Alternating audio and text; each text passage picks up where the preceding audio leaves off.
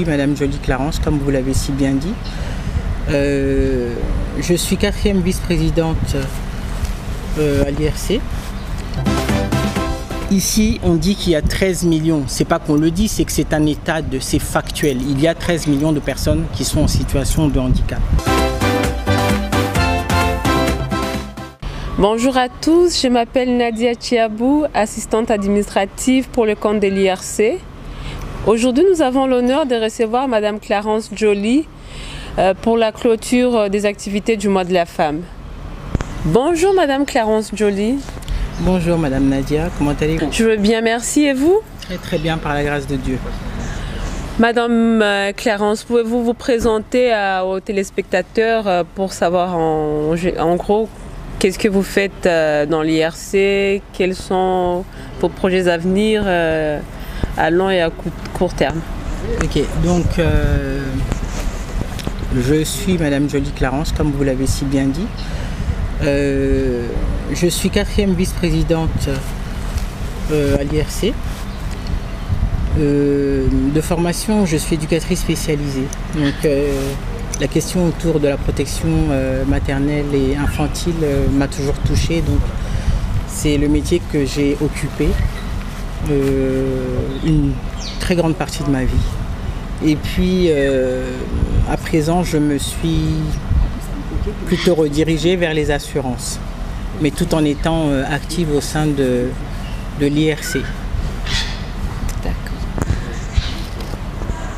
Bon, aujourd'hui, sur les plateaux de Savoir Plus, les téléspectateurs auront besoin de vous poser quelques questions pour en savoir plus sur les activités de l'IRC en général. Oui. Mais aussi en particulier. Oui. Bon, nous souhaitons savoir quel est l'état des lieux de la lutte pour le droit des femmes en RDC. Pouvez-vous peindre à ces jours des figures marquantes, des moments charnières? À ce jour, si nous devons parler de la lutte pour les droits de la femme en RDC, il est question ici de plusieurs choses. Il y a déjà un état que nous pouvons faire, un bilan que nous pouvons faire, et ce bilan est chiffré parce que nous savons qu'en RDC nous avons 52% des femmes qui ont déjà subi des violences conjugales, nous avons 39% de femmes qui ont déclaré avoir déjà été victimes de menaces et je pense 27% qui subissent encore à ce jour des violences néfastes. Vous savez ce qu'on appelle violence néfaste, c'est tout ce qui a trait au mariage forcé, par exemple à un âge où l'enfant est encore très précoce. Et ça, c'est une violence, c'est insupportable.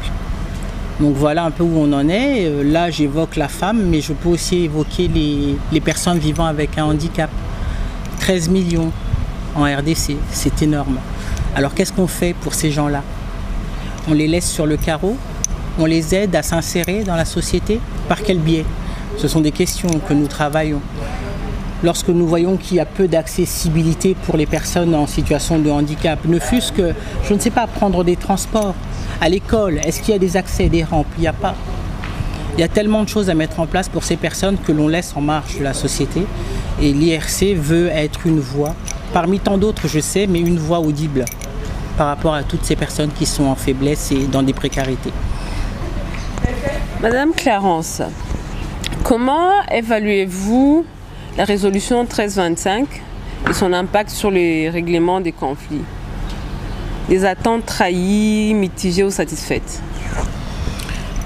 La résolution 1325 évoque la nécessité d'accroître la participation des femmes.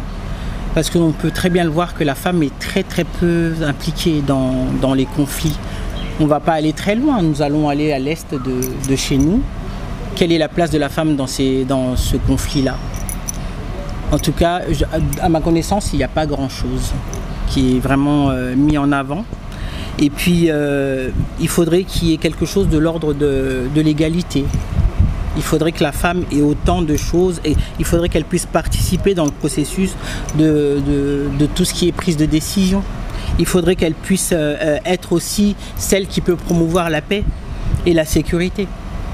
Et il faudrait également qu'elle soit aussi celle qui va prévenir ces conflits. Donc, mettre en place toutes ces opérations de maintien de la paix, je pense que la femme a une place, je dirais, primordiale, si ce n'est pas vitale. Il faudrait juste qu'on puisse l'impliquer davantage.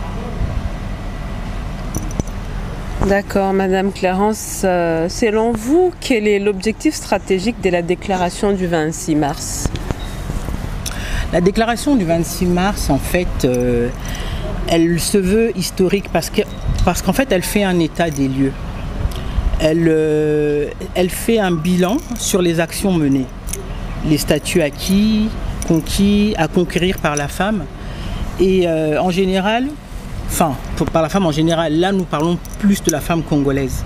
Donc on va dire en particulier par la femme congolaise. Et ceci dans les 12 domaines critiques définis et inventoriés à Beijing en 1995.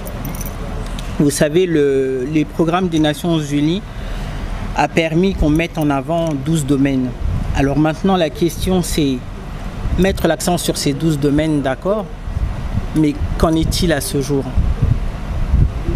Donc, ici, on dit qu'il y a 13 millions. C'est pas qu'on le dit, c'est que c'est un état c'est factuel. Il y a 13 millions de personnes qui sont en situation de handicap. Mais face à cette résolution, face à notre discours, à notre déclaration du 26 mars, nous nous rendons compte que finalement, il n'y a aucune action de mener parce qu'on est toujours au même point. Des choses qui ont été énoncées en 1995, nous sommes en 2021, cela n'a aucun impact encore à ce jour. Nous n'avons pas vu quelque chose de vraiment concret par rapport à cela. Donc je pense que ce sont des actions à mener que nous allons continuer parce que c'est important de pouvoir changer la vie de toutes ces personnes, de faire évoluer. C'est important de pouvoir amener les gens quand même à prendre conscience de la précarité de toutes ces personnes qui sont en situation de handicap et que ce sont des gens qui font partie, qui sont à part entière dans la société. Ils ne sont pas en marge et ne doivent pas rester en marge.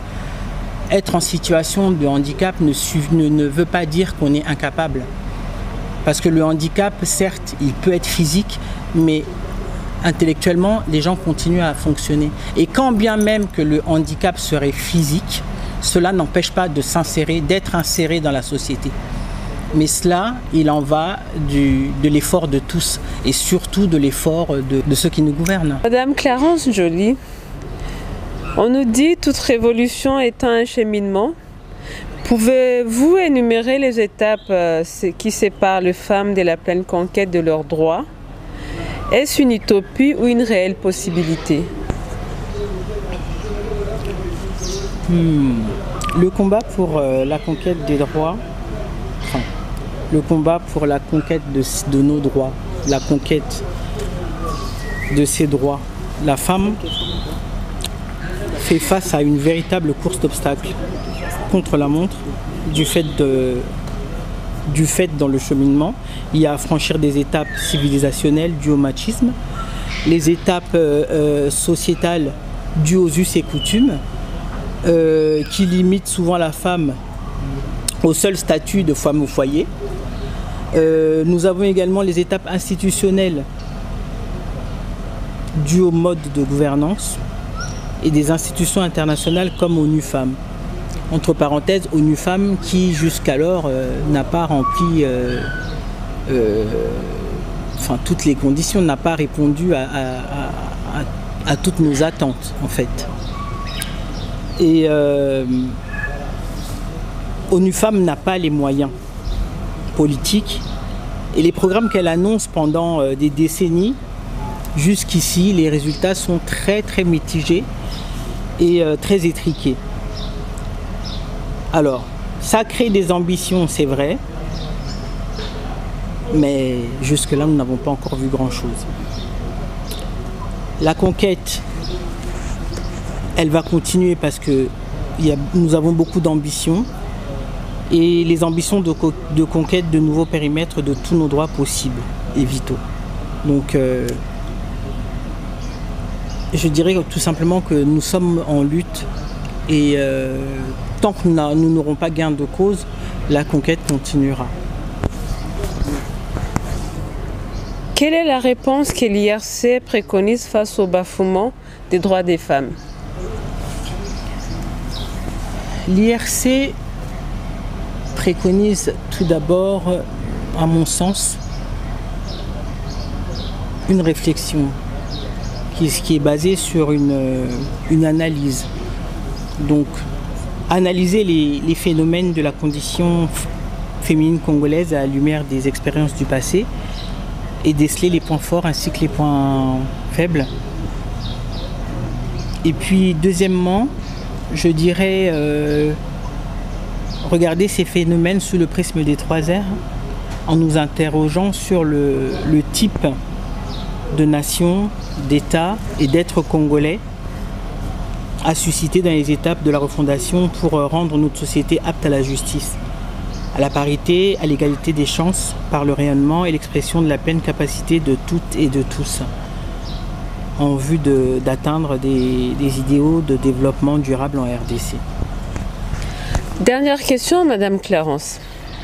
L'IRC se considère-t-elle comme une organisation prônant les convictions féministes?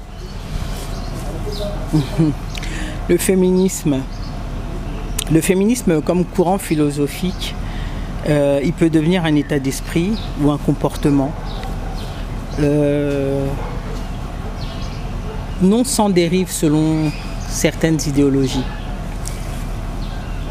Alors, selon qu'on y ajoute certaines idéologies, cela peut produire des opinions dans une société de communication. Celui de nos reines, dont la rarissime reine Bakuba.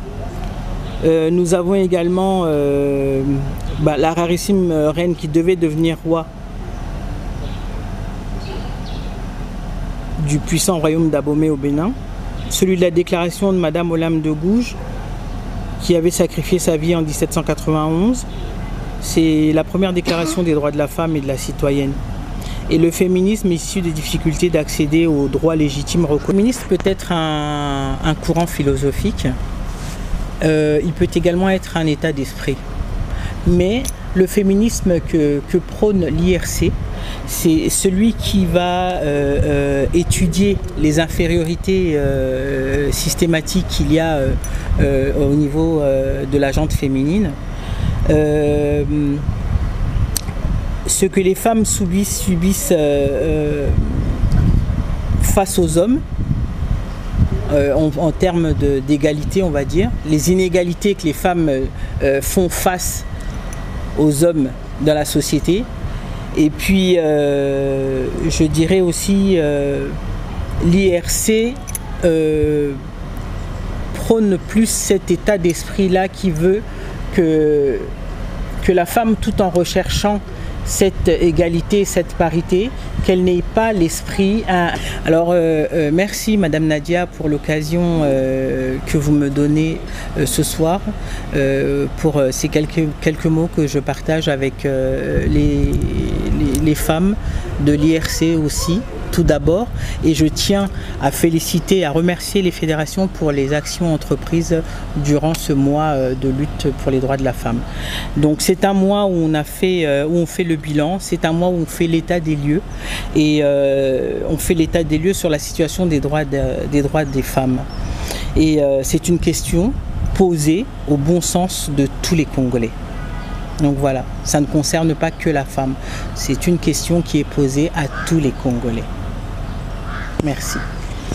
Madame Clarence Joly, nous vous remercions d'avoir répondu à notre invitation sur les plateaux des Savoir Plus. Nous remercions notre caméra-woman Aïguette Ntumba, notre président national, M. Gabriel Zagabé, et merci à vous, chers téléspectateurs, de nous avoir suivis tout au long de cette émission. Merci.